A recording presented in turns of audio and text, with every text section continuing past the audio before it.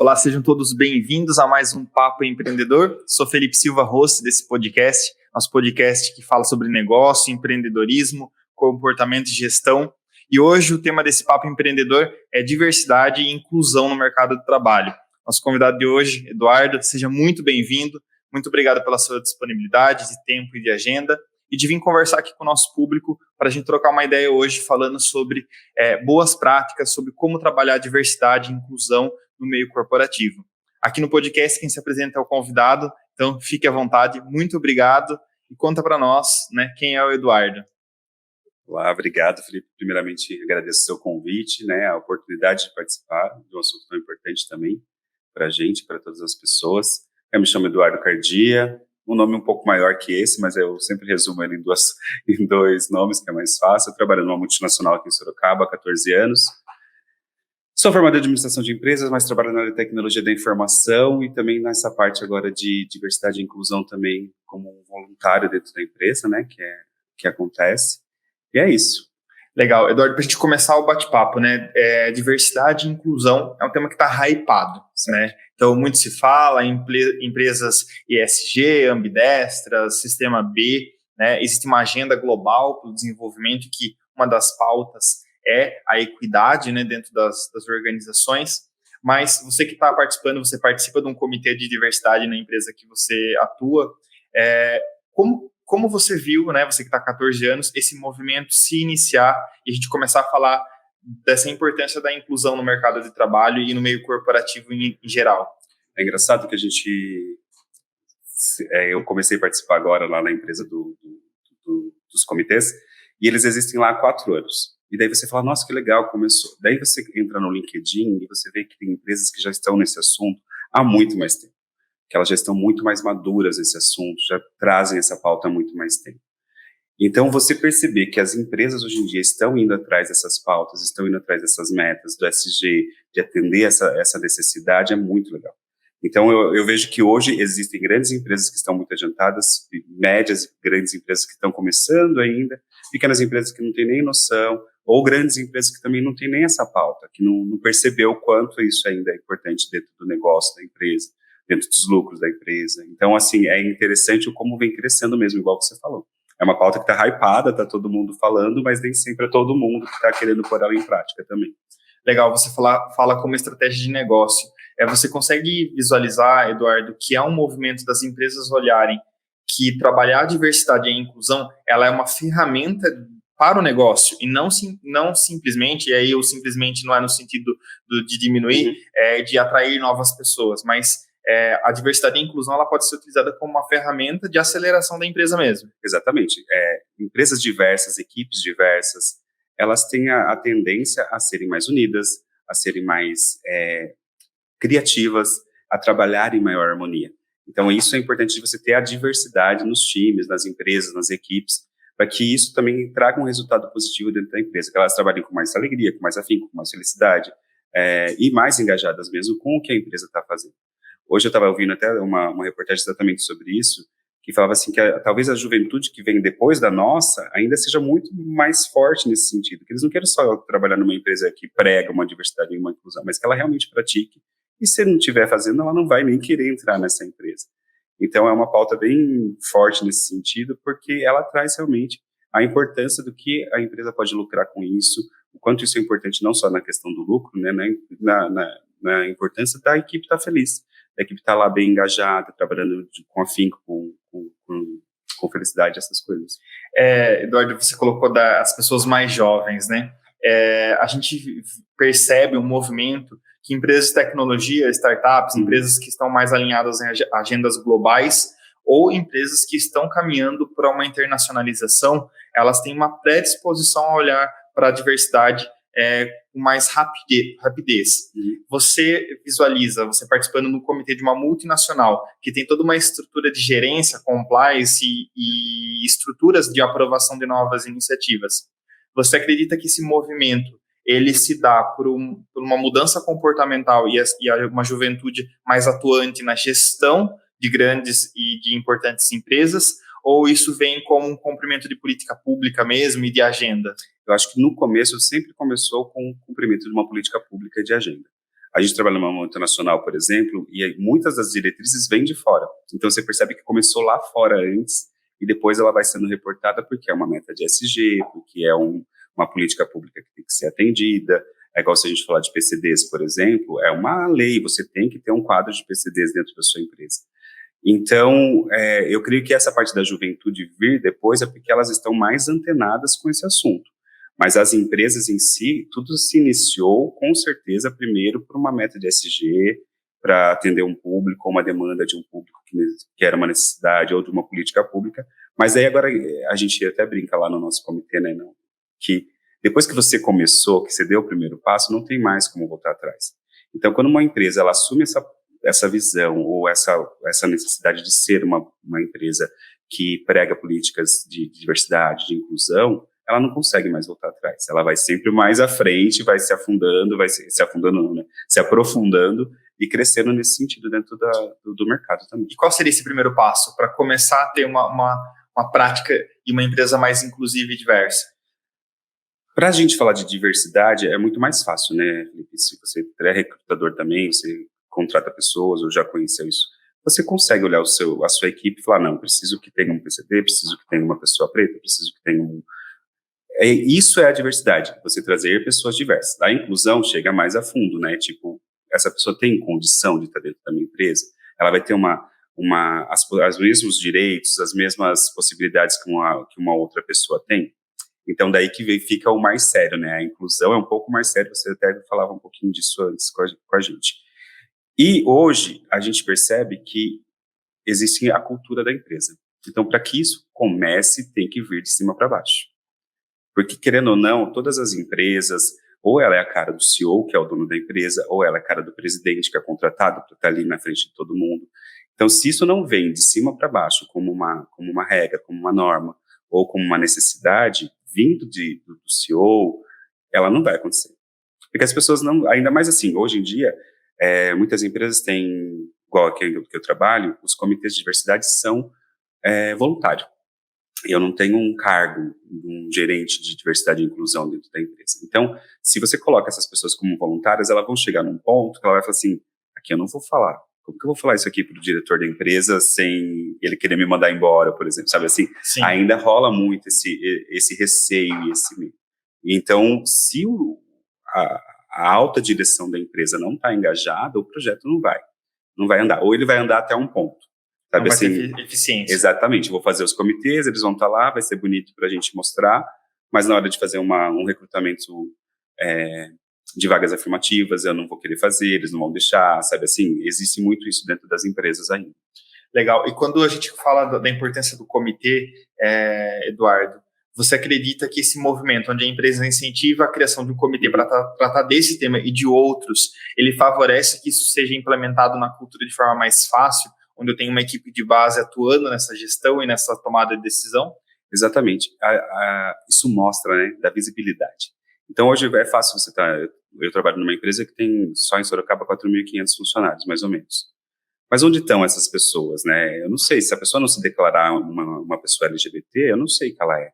Se a pessoa não falar lá que ela quer ser dita como assim, a gente não sabe. Então, quando a gente cria os comitês, essas pessoas se identificam. Você coloca pessoas ali dentro, coloca um embaixador que a gente chama, que vai ali ser o cabeça. Geralmente a gente tem uma estrutura de um sponsor, que é um diretor de alta gestão, que vai cuidar desses pilares, né, de comitês. Então, os mais comuns são, né, de PCDs, raças e etnias, LGBTs, pessoas em situação de vulnerabilidade e de idade específica, como que a gente chama, que é de 50 a mais. Certo. Pessoas que também é um mercado difícil hoje em dia, você ser mandado embora aos 45, 50, para arrumar um emprego é muito mais difícil. Então, daí essas pessoas acabam se identificando e também se sentindo confortáveis em trazer essa pauta de necessidade deles, né? A gente trabalha, geralmente, essas coisas acontecem em empresas grandes e é difícil chegar, né, na alta gestão. Às vezes um operador, uma pessoa que trabalha no chão de fábrica, ela tem essa voz, essa reclamação. Então, eu não sei, se eu não tenho uma equipe diversa também lá embaixo, eu também não sei qual é a necessidade dela. Se não vem essa informação, né? Exatamente. Então, quando se cria os comitês, que as pautas começam a ser levantadas, até tipo assim, os PCDs, por exemplo, é lei há acho que mais de 30 anos que as empresas têm que ter. Mas onde estão essas pessoas nas empresas? Elas estão só no chão de fábrica? Elas têm todas as necessidades, igual você falou, de mobilidade dentro da empresa, de poder trabalhar. Eu trabalho numa empresa que uma das recepções não tinha um elevador para trabalhar no mezanino em cima, até ano passado. Então, tipo assim, se eu contratasse, ela ia trabalhar onde, essa pessoa? Essa pessoa, a gente tem várias necessidades. Às vezes você só entende quando você tem essa diversidade lá dentro. É porque eu costumo dizer, Eduardo, que existe uma grande diferença entre a teoria e a prática. Sim. Quando a gente fala de empreender, de fazer gestão, né?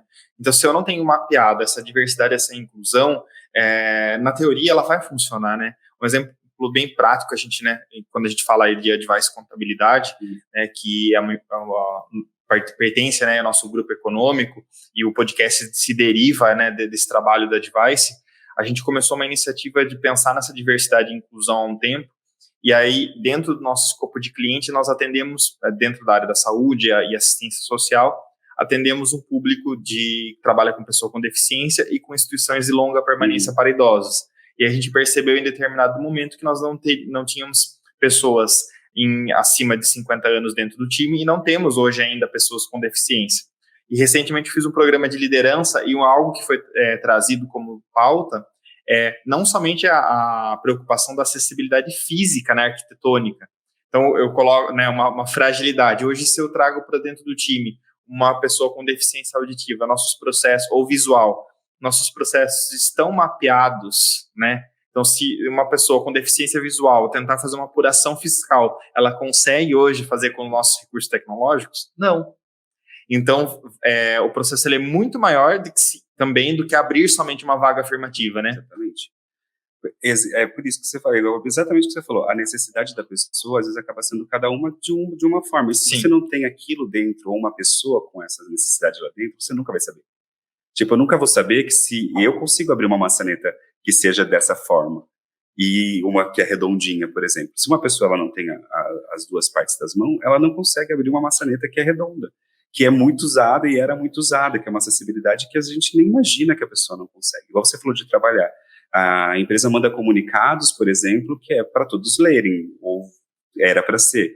Então, a gente já tem também lá uma parte que ele quem tem deficiência visual tem um aplicativo.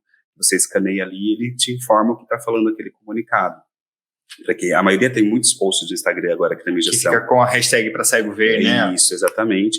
E às vezes ele já tem até um código de que você escaneia e ele lê para a pessoa. Então, são pequenas coisas que você não tem noção. A maioria deficientes visuais mesmo, a maioria deles, não vou generalizar que são todos, eles não sabem ler os auditivos. Desculpa, visuais não, os auditivos. Eles têm dificuldade de ler. Então, tipo assim, ele só não ouve, mas se aplica uma vaga lá no mural, ele também não vai conseguir ler. Então, a gente só foi descobrindo isso com o passar dos anos, das necessidades, das pessoas conseguindo e ter esse acesso de também de falar essas coisas, de estudar mais sobre isso, né? A gente fica meio que só na nossa caixinha, quando você abrange um pouquinho, você fala assim, meu Deus, tem muita coisa para eu fazer ainda. E, Eduardo, como você falou, né, que no comitê tem essa importância da participação de um gestor, né, da alta liderança da empresa. Como que você visualiza o desafio do gestor em liderar uma equipe diversa, mas também de provocar que a sua equipe seja diversa e inclusiva? Exatamente.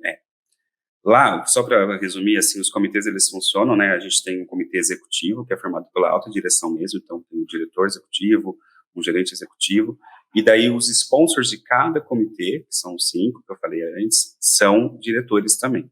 E daí abaixo deles tem um embaixador que se inscreveu e foi eleito, né, ali, escolhido, e todos os aliados que a gente chama, que são as pessoas que participaram.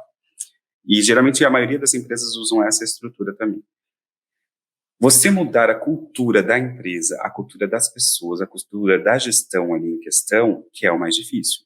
A gente carrega vieses inconscientes assim, da vida inteira. Eu carrego, você carrega, a gente foi criado de uma forma, a gente foi feito.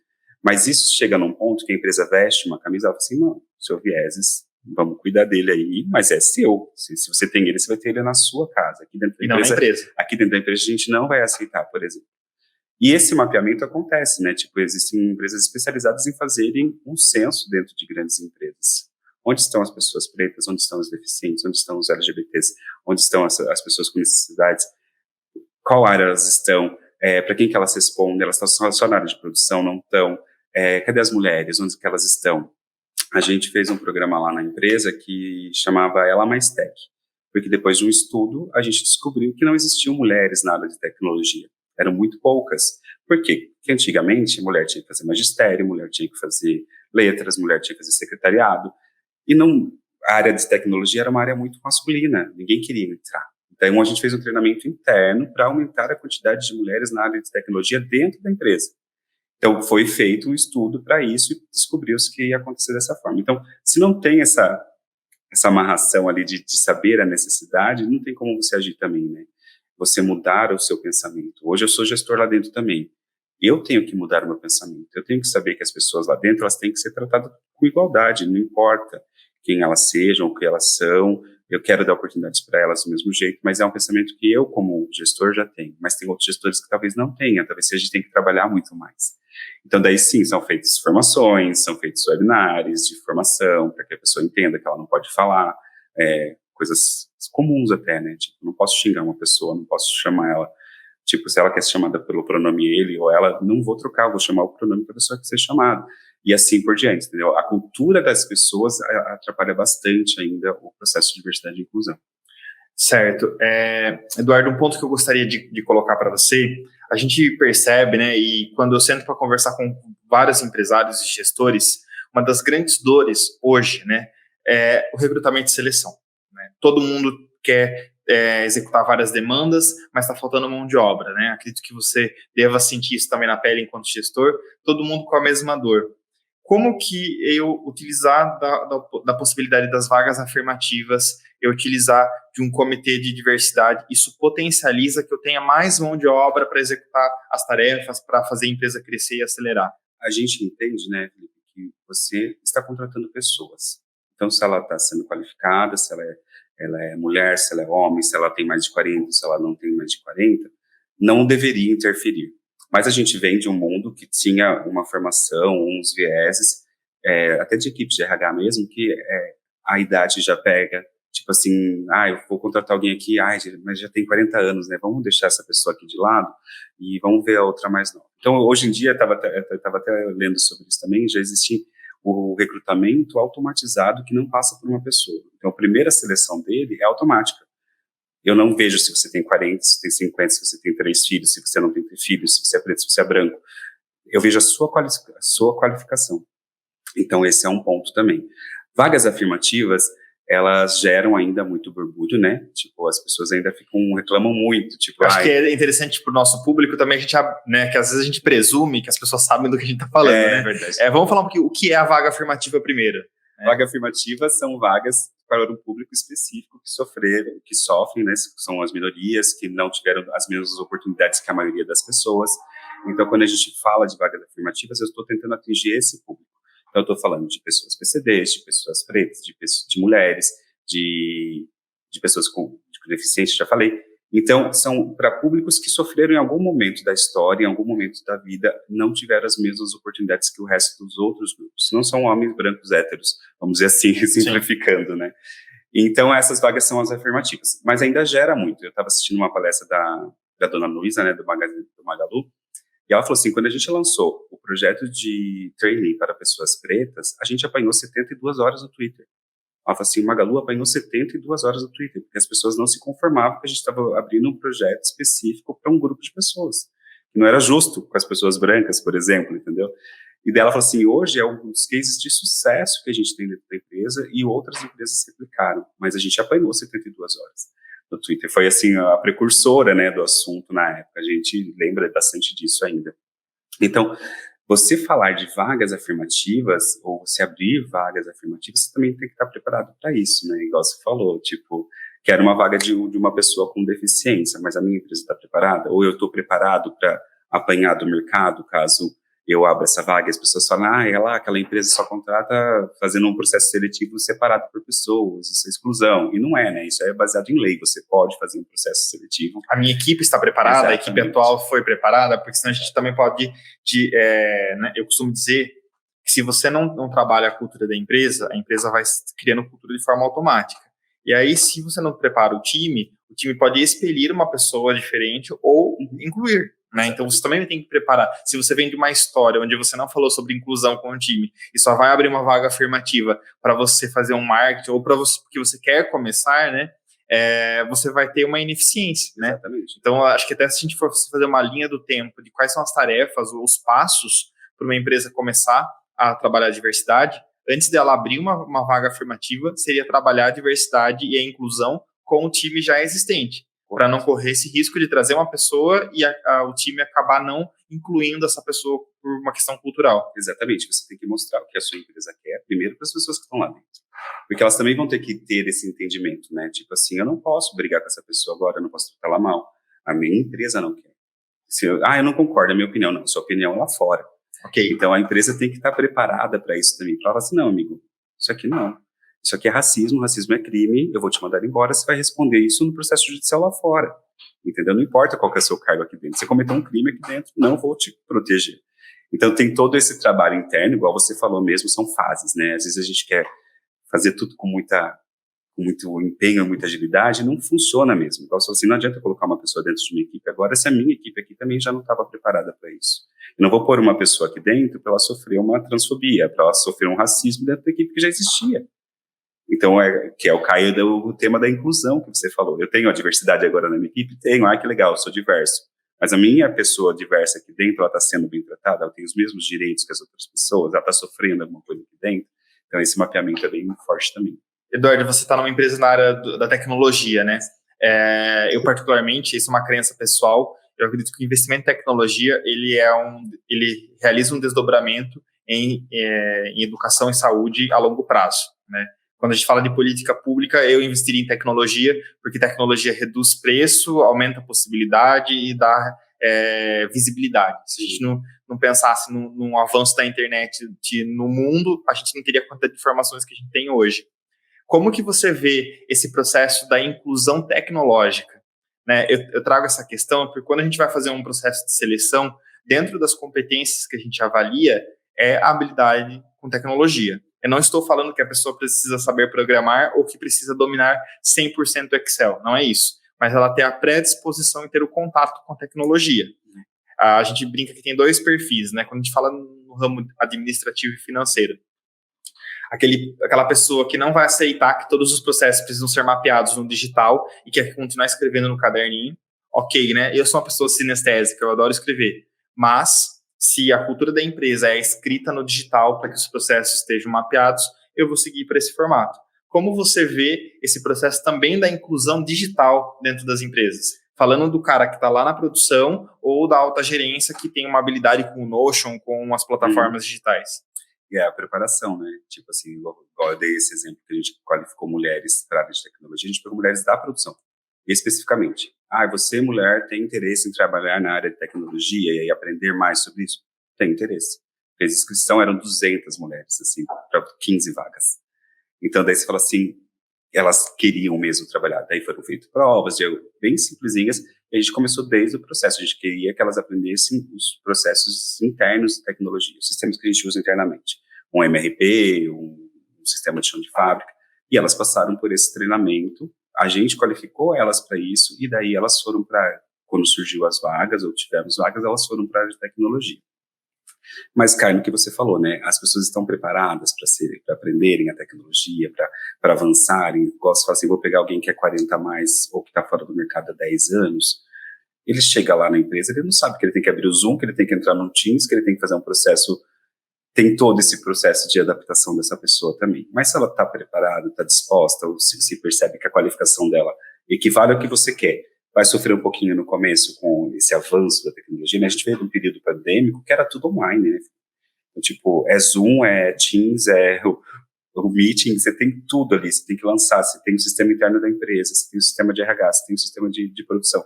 Então, a pessoa às vezes dá aquela travada. Mas se você está preparado para isso, é isso que você quer, a pessoa tem o conhecimento técnico que você precisa, ela só vai passar por um processo de adaptação ali das outras coisas. O resto ela vai tirar de letra depois de um tempo. E quando você coloca esse projeto com as mulheres, foi feita uma avaliação posterior dessas mulheres, então esse acompanhamento dessa mulher que estava no chão de fábrica, na produção, e migrou para a área de tecnologia e essa evolução dela depois Sim. na empresa? Sim. Depois que elas terminavam o curso, a gente já fez 2 vezes. Uma durou 3 meses, que abrangia mais sistemas, e uma durou 1 mês, que abrangia um sistema específico que a gente tinha uma necessidade. E depois, durante todo o período de treinamento, elas são avaliadas, né, pelos voluntários, né, isso também é uma questão, eram os nossos colaboradores mesmo que treinavam essas meninas nos sistemas, e eles falaram assim, olha, essa daqui se destacou mais nessa área, essa aqui se destacou mais nisso aqui, acho que essa aqui é um potencial que a gente precisa agora. E daí, no final, a gente escolhia algumas conforme as vagas que a gente tinha disponíveis. Mas elas já ficam ali. Elas voltam, talvez, para o trabalho que elas tinham, como um focal mais técnico de tecnologia na área delas também, entendeu? Daí, se depois de um tempo surge uma outra oportunidade de vaga na nossa área, elas já são uma das primeiras que a gente acaba contactando para ver se elas têm interesse. E há esse processo de esse recrutamento interno antes de abrir uma vaga externa nesses casos específicos. Exatamente. Certo. E quando você coloca essa questão, né, do movimento de você incentivar que os próprios colaboradores façam treinamento da equipe, né? Esse movimento, ele surgiu da gestão, esse movimento vem da área de RH, porque quando a gente, né, conversa com alguns gestores, às vezes eles chegam e falam, nossa, Felipe, eu queria implementar tal coisa, preciso contratar alguém de RH. A gente tem, se a gente for olhar 2 cenários, uma multinacional, que ok, vai ter uma área de RH, e eu queria ouvir de você se essa predisposição surgiu da área de recursos humanos, mas qual seria a dica para quem está começando, quem não tem caixa para ter um profissional de RH ou ter uma consultoria, como é que ele pode começar a desenvolver esse processo, tanto da diversidade como a inclusão dentro da empresa? Esse projeto que a gente treinou as meninas, falando da nossa empresa, ele nasceu do comitê.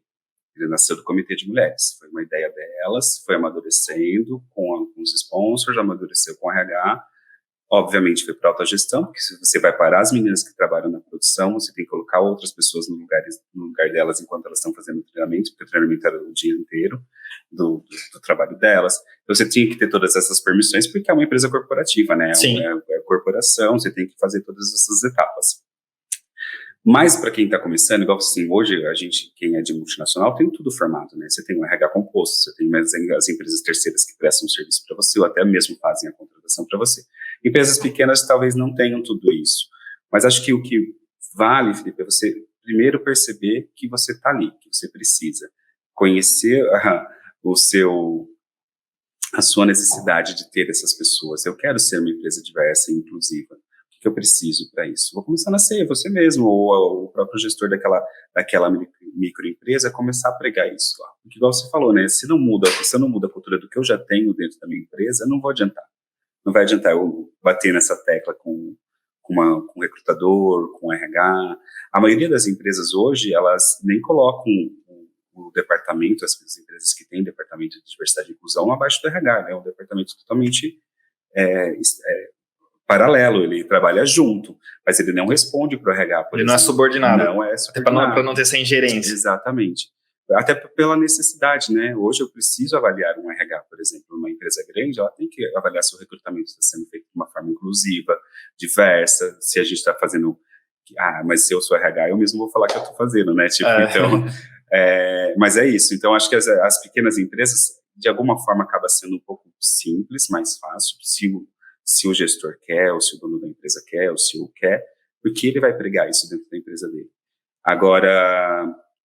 mas talvez ele também precise de uma consultoria. Existem várias consultorias hoje em dia, tá? Sobre isso, sobre diversidade e inclusão, tem mais diversidade, tem muitas empresas que você contrata, eles vêm na sua empresa, faz um mapeamento, te dá os dados, assim, tipo, aqui são os dados do que você tem de colaboradores, do que você tem de áreas, e você trabalha com essas informações depois.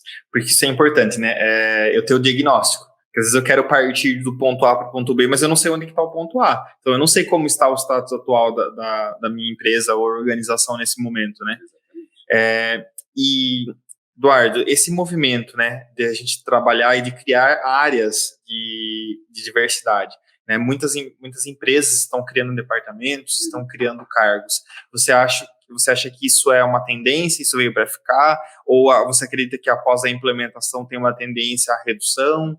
Como que você visualiza isso? Hoje em dia é é muito comum que as empresas criem o trabalho voluntário. Então, eu criei os comitês, que é o primeiro passo. E cai naquilo que eu te falei. Eu criei aquela inclusão ali, aqueles comitês, é muito difícil você voltar para trás depois.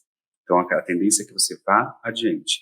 E os comitês, eles conseguem chegar até aqui, porque bateu ali na alta corporação, na alta gestão, eles não querem passar, não sei o quê. Então a gente vai ter que ter alguém focado exatamente nisso, que não seja um trabalho voluntário, que não pare o trabalho para fazer, que não seja uma pessoa de chão de fábrica, que dê a cara a tapa, ou que tenha força para fazer. Então eu creio que a tendência sejam as empresas terem esses cargos de oficiais mesmo, remunerados. Essa semana começou o Big Brother, entrou uma menina lá, que é analista de diversidade, a função dela.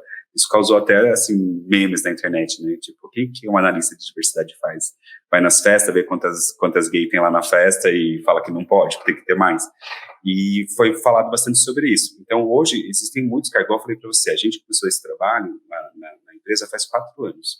E daí vai dando aquele start. Quando você começa a buscar uma informação, você vai trazendo mais... Puxando, né? Exatamente. Vai puxando, vai saindo informação. Eu olhei no LinkedIn, por exemplo. Mano, já tem gerente de diversidade e inclusão, já tem diretores de diversidade e inclusão há muitos anos em outras empresas. Então você fala assim, como a gente, enquanto você não vai lá buscar aquela informação, quanto você continua atrasado, né? Então eu vejo sim que a área de diversidade e inclusão vai ser cada vez mais formalizada dentro das empresas, até por uma questão de grandes empresas mesmo, né, de uma questão jurídica mesmo, uma questão de responder, uma questão de projetos, uma questão de atendimento das pessoas. Como eu falei assim, é um lucro para a sua marca, é uma visibilidade para a sua marca também. Hoje as pessoas, eu também estava ouvindo hoje falando que a Bolsa de Valores dos Estados Unidos, uma vez foi feito um estudo que as empresas que tinham mais diversidade e inclusão na área de LGBTs, elas tinham até uma porcentagem a mais de lucro dentro da Bolsa. Valorizavam mais as empresas que tinham esse tipo de trabalho dentro da empresa. Então, eu creio que as empresas vão começar a enxergar isso, vão começar a enxergar o quanto isso é importante para a marca deles. A gente está falando de empresas que têm marcas fixas, né? A empresa que eu trabalha com vários clientes. Mas se é o seu produto, o quanto o seu produto atinge essas pessoas? O quanto é importante ele atingir esse nicho? Uma conexão de valores e comportamento do consumidor, né? Você citou o exemplo da Magalu. Quantas pessoas compraram, né, produtos da Magalu no período de pandemia, justamente pelo reforço de marca, onde eles estavam abrindo o marketplace deles para pessoas desempregadas vender através da plataforma. Então, existe essa mudança de comportamento, onde o consumidor quer se conectar aos valores da empresa X antes de comprar. Então, preço, qualidade, mas são valores ou objetivos que estão alinhados, né? Exatamente. Você vê de empresas que fazem costura, que usam trabalho escravo, por exemplo, que as pessoas, quando elas descobrem isso, elas não compram mais, tipo, trabalho infantil, elas não querem mais comprar daquela empresa. E é a mesma coisa o trabalho inverso. Quando eu vejo que a sua empresa, trabalha com uma diversidade, dá valores, dá direitos iguais, isso vende mais o seu produto também. Fala assim, não, esse nicho de mercado aqui, eu gosto mais dele porque eu prefiro que ele trabalhe com direitos iguais para as pessoas, para mulheres, emprega trans, emprega LGBTs, e assim por diante. Isso é inconsciente, né? Eu costumo dar um exemplo que eu estou muito atuante na área da pessoa com deficiência, né? Estou há 10 anos fazendo projeto, inclusive, vinculado ao movimento das APAES, e eu acredito que incluir a pessoa com deficiência, eu não criar uma objeção a conviver com uma pessoa que tem autismo, né? Então, por exemplo, já aconteceu casos de eu encontrar numa padaria um adolescente com autismo, e aí a família ter o adolescente vir até mim, e aí pegou o meu salgado, ok, eu comecei a conversar, porque eu tenho essa consciência da deficiência, e a família fica toda constrangida porque não está preparado, né? Poderia ser que eu não entendesse aquele comportamento. Da mesma forma que eu tenho que entender que inclusão é eu estar num ambiente com uma pessoa com deficiência e não dar um tratamento diferenciado, nem pró nem contra, no sentido de eu não vou, por exemplo, não vou comer perto de uma criança com deficiência porque ela não consegue se alimentar, ou eu não vou ter condições de ajudar ela a se alimentar. Um exemplo muito básico, né? Então eu sempre tive esse movimento. E aí, quando a gente teve, né, um caso aí de uma loja que falou, não, eu não vou colocar piso tátil porque vai estragar a beleza da minha loja, era uma loja que já não fazia sentido, eu falei, não faz sentido eu adquirir nada lá, porque colocar piso tátil não é beleza, é acessibilidade, porque as pessoas precisam acessar aquele local, né? Então, acho que isso também já está muito consolidado na cabeça de todo mundo, ou todo mundo é muita gente, mas na maior parte das pessoas, principalmente com o período de pandemia, né? Exatamente. É você ter pronto, né, Felipe? Você falou assim, eu ter equipes diversas é ótimo, eu ter equipes, pessoas inclusivas e praticar a inclusão que é o mais difícil. Então você falou, eu tenho que trocar esse piso, mano, eu vou ter que contratar essa pessoa, eu tenho que trocar esse piso, eu tenho que ter um corrimão, eu tenho que ter uma rampa de acesso, eu tenho que ter um elevador, eu tenho que ter um computador adaptado para ela. Então, às vezes, você pega uma pessoa com uma deficiência visual um pouco mais grande, se comprar um computador grande, um monitor alto, ela vai trabalhar normalmente. Então, até o home work mesmo, né? Vou trabalhar da casa, então eu tenho que dar as condições para ela trabalhar da casa também. Que, por mais que eu não tenha que fazer adaptações físicas da empresa, a pessoa vai ter que fazer as adaptações tecnológicas, as adaptações do cômodo da casa dela. Então, acho que vai muito disso mesmo, da gente conseguir incluir as pessoas e fazer essa inclusão também dentro dos processos internos das empresas. Eduardo, quando a gente fala de inclusão e diversidade, se a gente compara a realidade atual, Brasil, com o resto do mundo, como que a gente está nesse movimento? Depende muito de alguns... De para qual lado eu tô olhando. Exatamente. Depende muito das empresas e de países. Tipo assim, hoje o comitê, falando internamente, o comitê LGBTQIA+, da empresa que eu trabalho, ele é praticamente um exemplo para o Comitê do México. Porque as ações que a gente está estão muito mais adiantadas do que eles estão. Hoje, então, as nossas políticas de pessoas trans e direitos de saúde delas está muito mais adiantado do que a gente tem lá, fora do país, no México, por exemplo. E até falando de estados, né? Hoje os direitos de pessoas trans dentro do estado de São Paulo é muito mais acessível do que nos outros estados.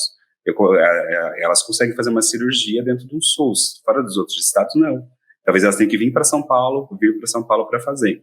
Então, depende muito dessa visão. É complexo, né? Dentro de um próprio país, uma diversidade de acesso a direitos, né? Exatamente, porque às vezes são direitos municipais, às vezes são direitos do Estado, e quando é federal, beleza, são para todos, mas às vezes não são.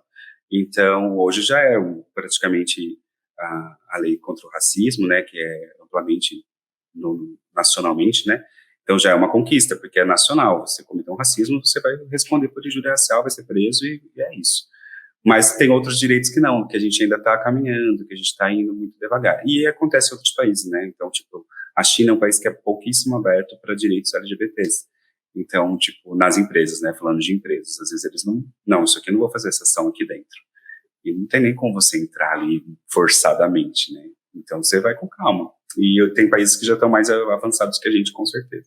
E quando a gente fala em nível multinacional, não sei se você tem acesso a essa informação, mas como é esse movimento, por exemplo, eu vou abrir a minha operação, sei lá, no Canadá, né?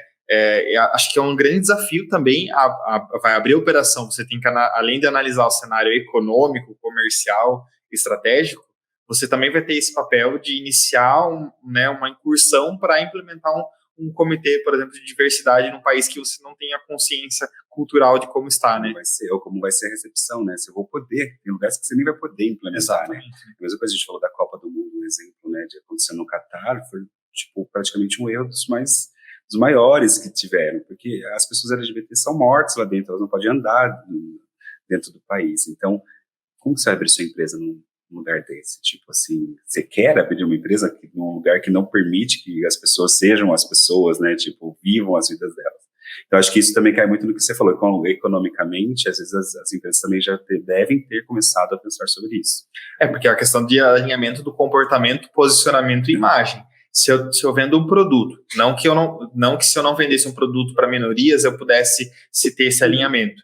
Mas se eu sou uma empresa que quero acelerar, que quero crescer, e que tem um público-alvo, pessoas desses grupos de minorias, ou que tem essa consciência de alinhamento a minorias, se eu for tomar uma iniciativa comercial, industrial, que ela vá seguir para o formato contra esses valores, ela vai destoar e as pessoas vão parar de comprar, né? A gente volta para a base de uma empresa, né? Que é vender mais, vender para mais pessoas, vender mais caro, né? E até se você pega marcas muito grandes, por exemplo, como que ela vai falar que a empresa dela no Brasil é totalmente diversa, inclusiva, tem 500 mulheres, tem não sei o quê, tem pessoas que têm a equidade, mas ela tem uma empresa num outro país que não tem nada disso, só tem 100% de homens dentro dela.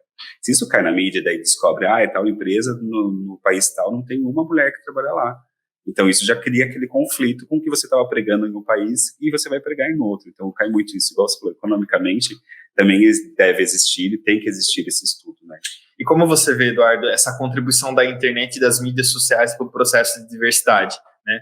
Tanto esse formato, né, essa questão da divulgação das informações e desse empoderamento, mas também aqueles momentos onde a empresa, uma pessoa fala algo na internet, ela não representa a empresa como toda, a empresa toda é cancelada, né, essa onda também de cancelamento e de extremismo na internet, né? Eu particularmente acredito que extremismo não é saudável em nenhuma ponte, né? Mas como você vê essa contribuição da internet para esse movimento nas empresas? A internet é uma arma, como também pode ser uma salvação, né, Felipe? Então, hoje, se você falar no mundo corporativo, eu não deveria ter que explicar para um gestor de 60 anos dentro de uma empresa que o que ele fala é racismo, por exemplo. Ele tem que jogar no Google e descobrir. Moça, eu não posso chamar. Não, você não pode. Você não pesquisou no Google? Porque a internet tem essa informação também. Eu sei que é uma lei, eu sei. Não precisaria ensinar isso. E, ao mesmo tempo, igual você falou, você falar em nome de uma empresa, se expor e a empresa ser cancelada, isso vai acontecer também.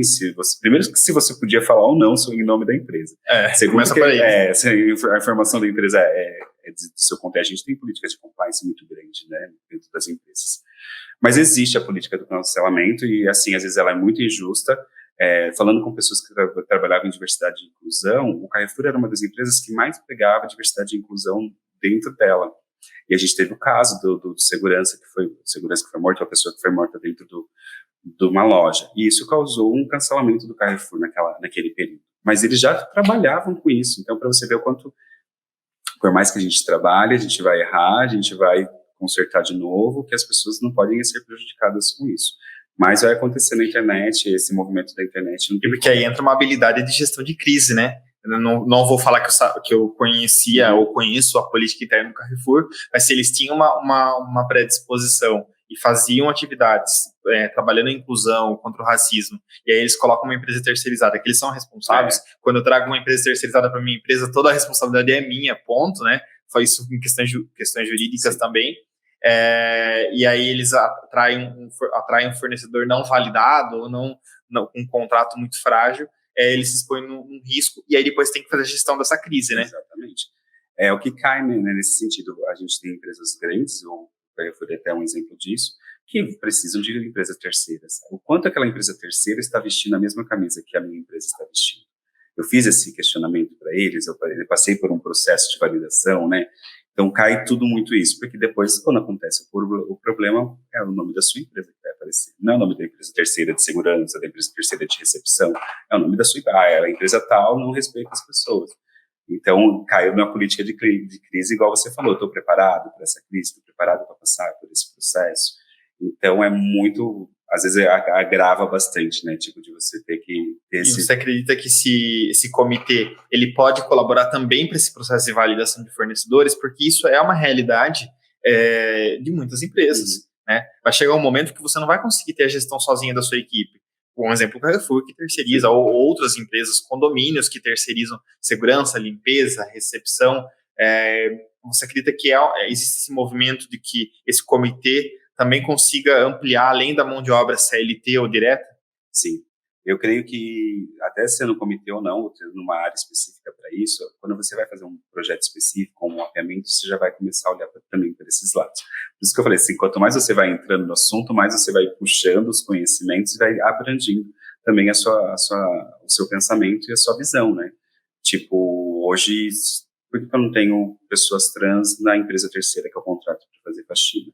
Ou como uma pessoa trans vai ser recebida na minha recepção, que é uma empresa terceira? Ela vai ser chamada pelo nome que ela quer ser chamada? Eu tenho um banheiro que ela possa usar e se sentir segura lá dentro? Então, você vai criando aquelas coisas. Eu quero pôr mais pessoas trans na minha empresa. Beleza. E aí? A terceira está preparada? A recrutadora está preparada, que é uma empresa terceira? Sua empresa de alimentação está preparada para chamar a pessoa pelo nome certo, tratar ela bem lá dentro? Aí cria aquela outra fase. Então vamos parar o processo de seleção e vamos fazer a adaptação interna. Se qualquer pessoa que vem aqui, que seja uma pessoa trans, vai ser tratada como? Vai ser tratada assim, assim, assim, assada. Essa é a política da empresa, é a nossa política. Fora isso, você está errado, meu amor. Então, tipo, você que vai estar errado. Então, existem as etapas, né, Felipe? Então, E tem que ser um processo como um todo, porque aí vai envolver jurídico, vai envolver financeiro, compras, o processo como um todo, né? Tudo. Um exemplo é o nome social, por exemplo, a lei. A pessoa pode ser chamada pelo nome social dentro da empresa.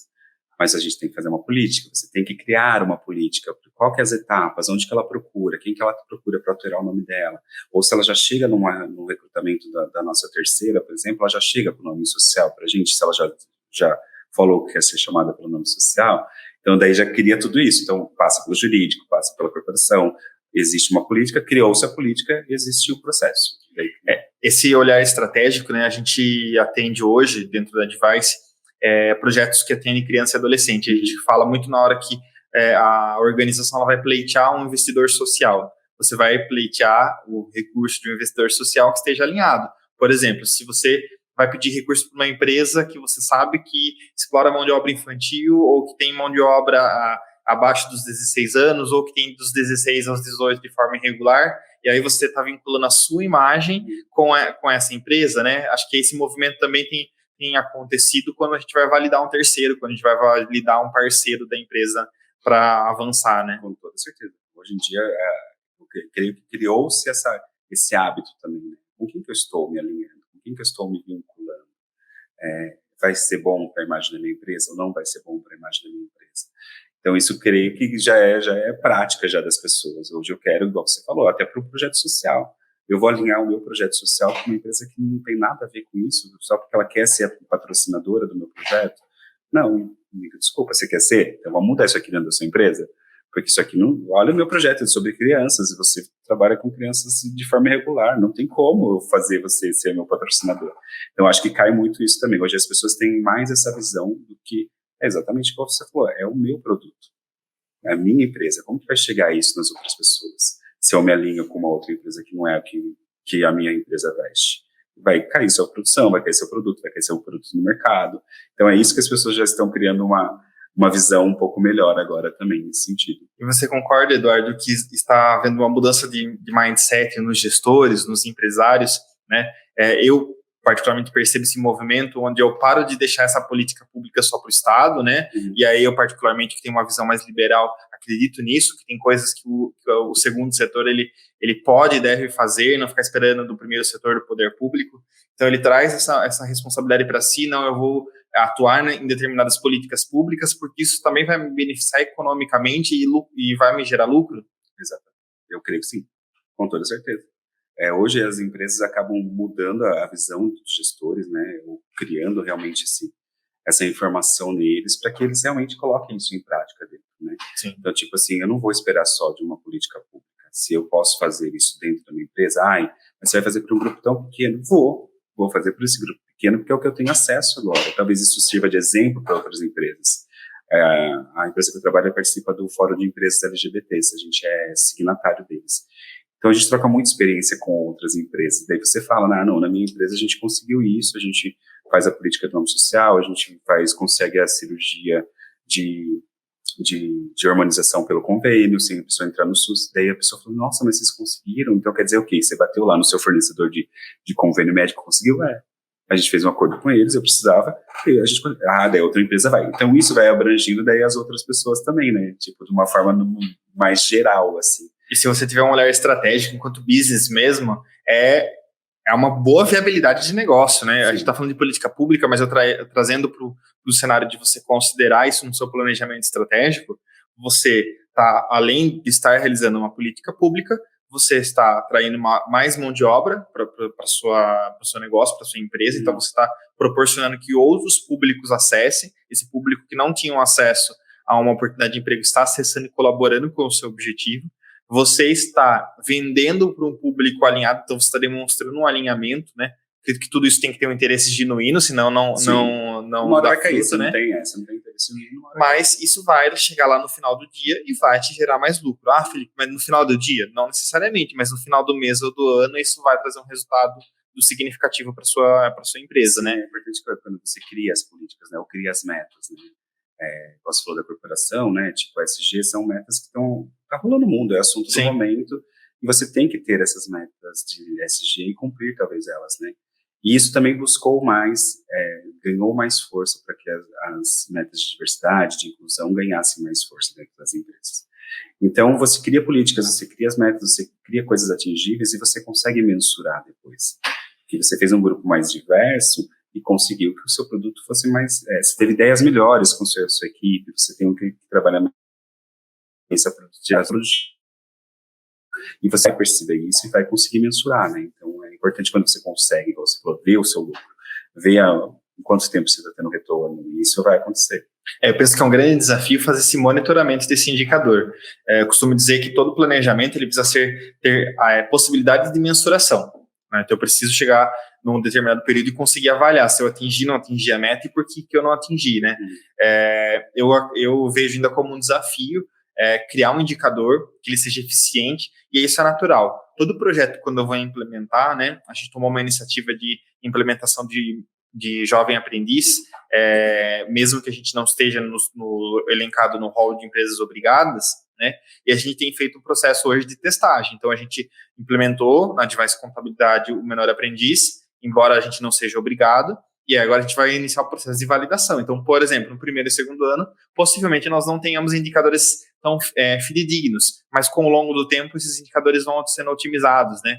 Às vezes eu acho que alguns empreendedores têm dificuldade de implementar coisas novas ou de trabalhar determinadas ações, porque não está muito claro como ele vai monitorar a eficiência daquilo. Porque ele nunca teve um exemplo para monitorar, né? Igual você falou assim, você nunca teve um jovem aprendiz trabalhando aqui dentro, você vai saber se é bom para você ou não. Então vai ter que ter o primeiro passo ali, faz, e daí depois de 2 anos você conseguiu medir, fala assim, não, é bom, super legal, posso ter mais 3 até se quiser, e vou dar essa oportunidade. E é bom que, falando de processo de jovem aprendiz, é a capacitação também, né? Tipo, em que momento essa capacitação que você faz, igual do estagiário mesmo, é bom para a sua empresa e está te dando um retorno legal, porque você está formando já um funcionário, né, um profissional, do jeito que a sua empresa precisa. Ele já está desde pequenininho ali, de novinho, né, vamos falar assim, né, vestindo a camisa da sua empresa e trabalhando do jeito que você precisa. Então, às vezes, as empresas também não entendem isso, né? Eu quero alguém super capacitado aqui, mas talvez se eu pegar alguém que não tem nenhuma experiência e colocar ela aqui desde o começo, ela vai ter a experiência que eu preciso que ela tenha. Sim, é uma forma de visualizar, né? Acredito que também tenha uma questão de timing do gestor e da empresa, de nível de maturidade. Às vezes a empresa ela não tem caixa num determinado momento para poder arriscar executar um projeto que ela não tem certeza se vai dar certo. Por isso que é a importância do planejamento. Então, eu não tenho hoje caixa para parar 15% da minha equipe para fazer um comitê de diversidade, então vou lá e vamos tentar pegar um comitê de 2 a 3 pessoas. Acho que o importante é dar o primeiro passo, você começar a fazer algo, sair da inércia, né? Exatamente. Às vezes, tipo, uma empresa pequena, por exemplo, você não precisa ter um comitê com todos, cada um representando uma categoria, vamos dizer assim. Você cria um que seja genérico para todo mundo primeiro, que fale de todos os temas, para começar a trazer essas pílulas de informação, igual você falou.